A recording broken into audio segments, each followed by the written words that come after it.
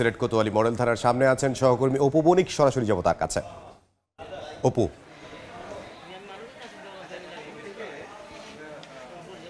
দেখুন, আমরা এই মুহূর্তে রয়েছি সিলেটের কোতোয়ালি মডেল থানায় এবং আপনারা জানেন যে গতকাল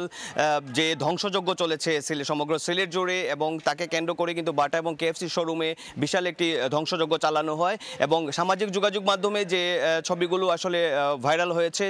সেগুলোর উপরে ভিত্তি করে কিন্তু পুলিশ প্রশাসনের যে সাঁড়াশি অভিযান চলমান ছিল। গতকাল রাত অবধি পর্যন্ত 3 জন আটক হয়েছে এবং আজকে ভোর অবধি পর্যন্ত সেই সাঁড়াশি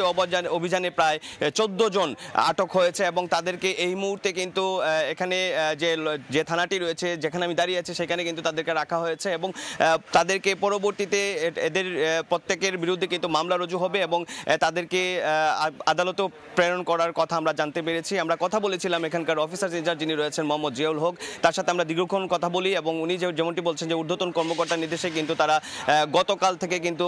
অভিযান পরিচালনা করছেন এবং গোয়েন্দা ভিত্তিতেও কিন্তু তারা কার্যক্রম পরিচালনা করা হচ্ছে এবং পাশাপাশি যাদের বাটা এবং কেএফসি শোরুমের যারা কর্তৃপক্ষ রয়েছেন তারা প্রতিনিয়ত কিন্তু পুলিশ প্রশাসনের সাথে রয়েছেন এবং আলাপ আলোচনার মাধ্যমে ওনারা যেমন বলছেন যে তাদের দাবি যে প্রায় কয়েক কোটি টাকার পণ্য কিন্তু তাদের এখান থেকে লুটপাট হয়েছে। পাশাপাশি যতগুলো শোরুম ছিল প্রত্যেকটি শোরুমের বাইরের দিকের অংশগুলো কিন্তু ভেঙে দেওয়া হয়েছে এবং যেমনটি আমরা জানতে পেরেছি ওনারা বলেছেন যে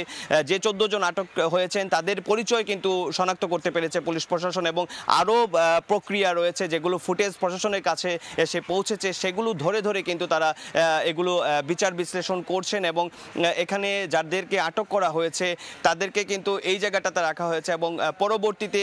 তাদের বিরুদ্ধে আরও যে প্রক্রিয়াগুলো রয়েছে সেগুলো কিন্তু জানানো হবে। তবে এখন পুলিশের পক্ষ থেকে যেটা আমাদেরকে বলা হচ্ছে, এখন অবধি পর্যন্ত আসলে মোটামুটি কত টাকার ক্ষয়ক্ষতি হয়েছে তারা কিন্তু এখনও সেটা বলতে পারছেন না। তো এই ছিল সিলেটের ভাঙচুর এবং লুটপাটের ঘটনায় আটককৃত 14 জনের সর্বশেষ খবর সিলেট থেকে। অপু বণিক, সিলেট থেকে।